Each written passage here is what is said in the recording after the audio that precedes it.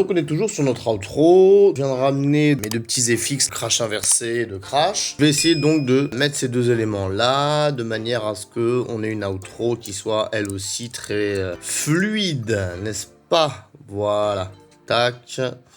Petite reverse crash ici. Là, il faut être précis, hein, c'est important. Surtout quand on a des échos comme ça, mais je suis pas sûr de vouloir le garder l'écho. Je pense que je vais le couper. Ça, je vais mettre mon crash final là. Et une autre reverse crash ici. Et peut-être une crash aussi ici, là, histoire de marquer le coup que c'est l'outro.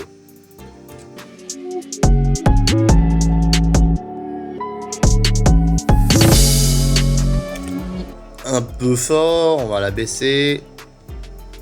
Et je pense, pourquoi pas d'ailleurs, petite reverse crash aussi sur la...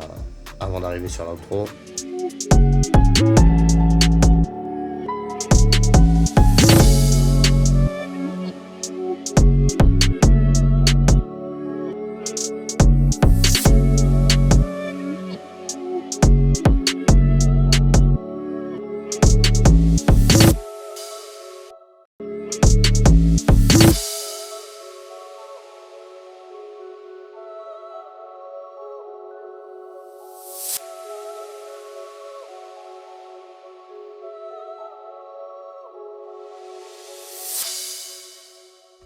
Alors, ce que je vais faire sur ma crash, je vais mettre un petit délai qui fasse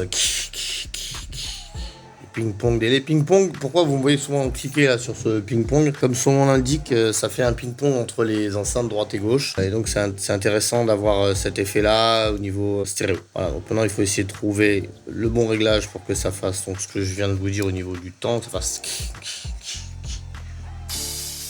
Non, c'est trop rabaillé, c'est trop rapide.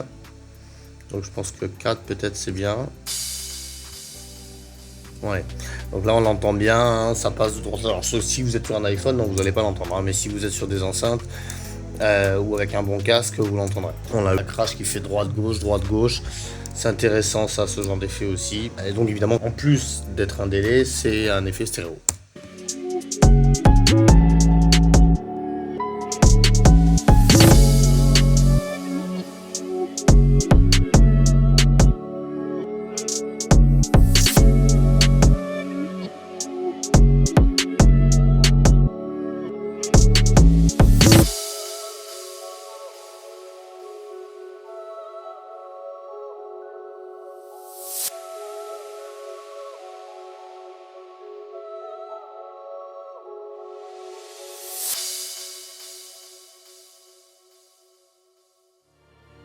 Voilà, donc pour moi l'outro elle est finie là, donc je pense pas rajouter d'autres éléments. Autrement dit, la prod est finie. Donc, mais voilà, hein, je pense qu'on a fait un peu le tour de tout ce qu'il fallait voir. On va faire une dernière écoute ensemble et puis on conclura la vidéo sur ça. Je vous mettrai peut-être un lien en vidéo pour ceux qui veulent la télécharger. On va récapituler vite fait ce qu'on a vu. Alors avant, on va quand même se faire une petite écoute et puis après on fera un petit point vite fait sur tout ce qu'on a vu et on conclura la vidéo comme ça. Allez, on écoute ça une dernière fois en entier. C'est parti.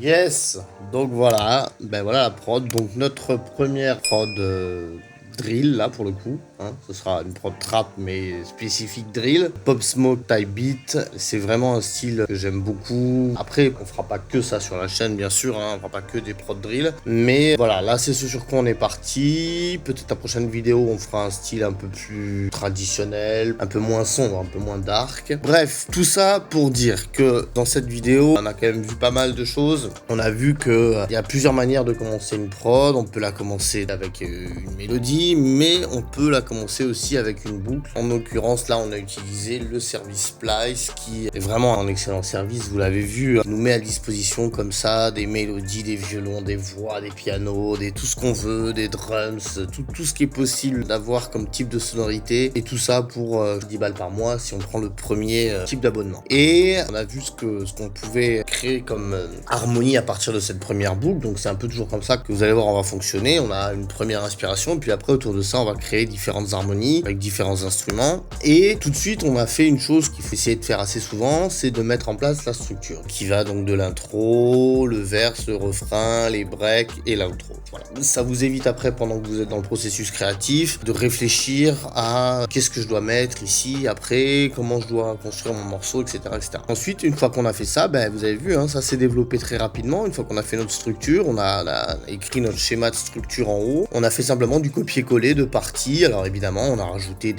là par exemple sur le deuxième break, on a rajouté les hi-hats, on a rajouté la petite percu d'ambiance. Voilà, donc on apporte toujours des petites modifications, histoire de garder cet aspect d'un côté quand même répétitif, mais d'un autre côté qui progresse dans cette répétition et qui est pas la même boucle du début à la fin. Voilà. Donc on a des petites modifications qui sont pas toujours très significatives. Là par exemple, on a le piano qui est une petite note juste, mais qui apporte quand même une modification par rapport au début du couplet. Donc voilà, donc écoutez, moi j'ai été ravi de faire cette vidéo, cette première vidéo pour vous sur la chaîne The Big Lab. J'espère que vous aurez appris des choses, j'espère que vous serez amusés, c'est le plus important. La prod c'est sérieux, mais il faut pas se prendre au sérieux. Et vous l'avez vu, là on a fait une prod drill. Alors c'est vrai que c'était assez long parce que je vous ai expliqué, je suis rentré dans l'explication de chacune des choses que j'ai faites, mais avec l'habitude, on va de plus en plus vite et puis il y a des réflexes qu'on acquiert. Et surtout, ce qui est important, c'est toujours d'avoir les bons automatismes. Je vous donnais aussi des petits tips et astuces sur comment mixer une 808. On n'est pas rentré dans les détails, c'est normal, c'est la première prod, donc là on n'a pas fait de gros mix 808 kick. Je ferai une vidéo peut-être à part là-dessus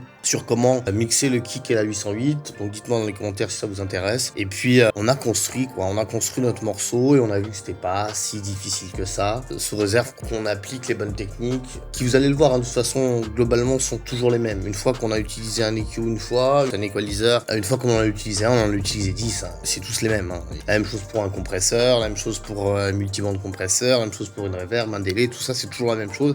C'est des vocabulaires qui sont un peu techniques au départ, mais je pense que vous l'avez vu, une fois qu'on sait à quoi ça correspond derrière, c'est le plus important. Donc vidéo numéro 1 qui s'achève ici. Donc je vous remercie de l'avoir suivi, ceux qui l'ont suivi jusqu'au bout, vous êtes méga sûrs. Et évidemment, je vous encourage à partager, à liker, à mettre un pouce si vous avez kiffé cette vidéo, cette première prod ensemble. Comme je vous dis, on va en faire beaucoup d'autres dans d'autres styles. Moi j'ai adoré la faire, donc je peux vous assurer qu'il va y en avoir encore beaucoup d'autres. Je vous mettrai les liens en description de mon BeatStars pour ceux d'entre vous qui êtes rappeurs et qui voulaient acheter mes prods. Il y en a déjà un certain nombre sur mon BeatStars et notamment les prods drill récemment. Je vous mettrai un petit lien vers ma structure pour ceux qui voudraient l'utiliser pour faire vos prods drill. Donc on va conclure comme ça. Je vous souhaite plein de bonnes choses. Prenez soin de vous, partagez et abonnez-vous à la chaîne. Ça fait plaisir et on va se retrouver très vite avec vous et avec moi derrière votre écran. Denos, je vous dis ciao.